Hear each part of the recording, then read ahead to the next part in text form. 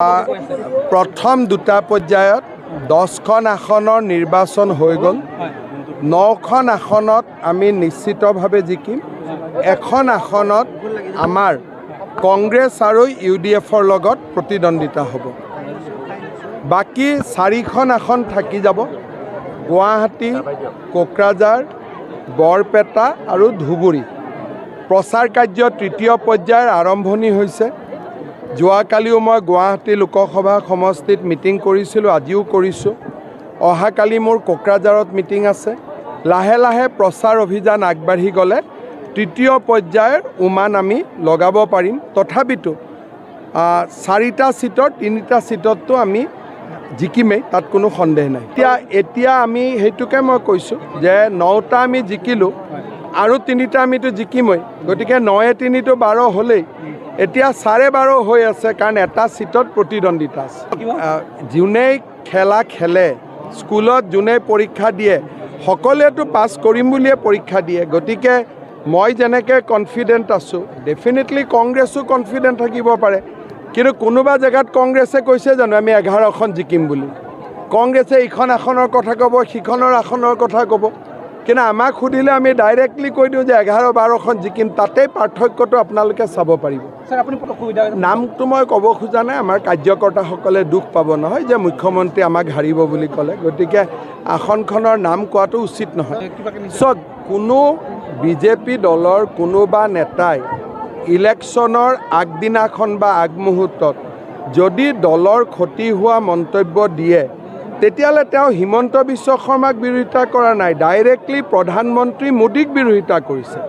কাৰণ এই ইলেকশ্যন হিমন্ত বিশ্বৰ ইলেকশ্যন নহয়, এইটো মোদীৰ ইলেকশ্যন। আমি মোদীজীৰ কাৰণেই ইয়াত কৰি ফুৰিছোঁ।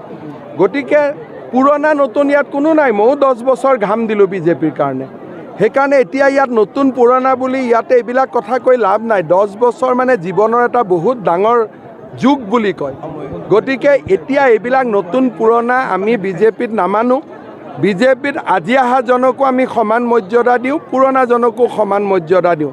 গতিকে এইবিলাক কথা যোনে কৰি থাকে, কৰি ভাল পায়, তেনেকুৱাৰ ওপৰত এই ইলেকশ্যনৰ পিছতেই দলে ব্যৱস্থা ল'ব। মই ইমান ধুবুৰীত আমি প্ৰতিদ্বন্দ্বিতা হওক, প্ৰতিদ্বন্দ্বিতাত যাওঁ। মই এদিনো কেম্পেইনত যোৱা নাই। কেম্পেইনত যোৱাৰ পিছত ধুবুৰীৰ পৰিৱেশ আপোনালোকক ক'ব পাৰিম। নেদেখাকৈ কথা কোৱা ভাল নহয়। আৰে কিয় নহয়, মোৰ 10খন মিটিং আছে ধুবুৰীত। মোৰ 10খন মিটিং আছে ধুবুৰীত। মই মুখ্যমন্ত্ৰী হয়, আগতে মুখ্যমন্ত্ৰী নাথাকোঁতে কোনোবা জেগাত নোযোৱা বেলেগ কথা। যিহেতু মই মুখ্যমন্ত্ৰী, মই সকলো জেগাত যাবই লাগিব। নহ'লে এনেকুৱা লাগিব যেন এইখিনি অসমৰ নহয়, এইখিনি আমি স্বাধীন কৰি দিছোঁ। মোক কোনোবাই সুধি আছে অমুকত কিয় গৈছে, তমুকত কিয় গৈছে। মই মুখ্যমন্ত্ৰী হয়, মই শদিয়াৰ পৰা ধুবুৰীলৈ যাব লাগিব। নহ'লে মানুহে ভাবিব যে আমাক স্বাধীনতা দি দিছে। গতিকে মইতো সকলোতে যাব লাগিব। ইয়াত পলিচিৰ কোনো কথা নাই। আমি ধৰ্মীয় সংখ্যালঘু ৰাইজৰ কাৰণে কাম কৰি আছোঁ। আমাৰ চৰকাৰখনে আটাইতকৈ বেছি ধৰ্মীয় সংখ্যালঘুৰ কাৰণে কাম কৰি আছে, যে তালাক হ'ব নালাগে, বাল্য বিবাহ হ'ব নালাগে। গতিকে মোৰ ষ্টেণ্ড মই ক'তো চেঞ্জ কৰা নাই। কিন্তু ধৰ্মীয় সংখ্যালঘু ৰাইজে বুজি পাইছে যে মুখ্যমন্ত্ৰীয়ে যিবোৰ কথা কৈ আছে, এইটো আমাৰ ভালৰ কাৰণে কৈ আছে।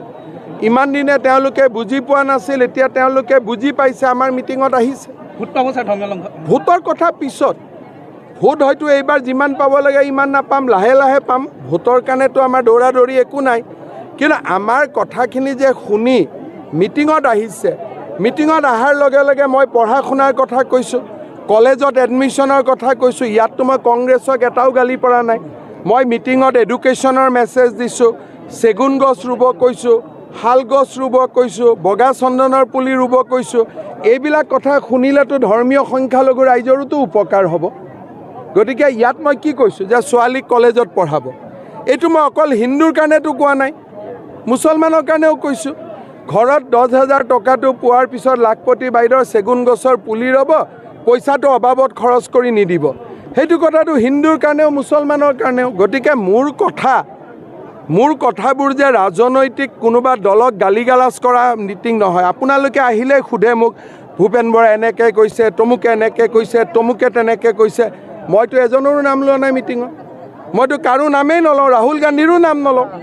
কাৰণ মোৰ কাম মুখ্যমন্ত্ৰী হিচাপে ৰাজ্যখনক ৰাস্তা দেখুওৱা।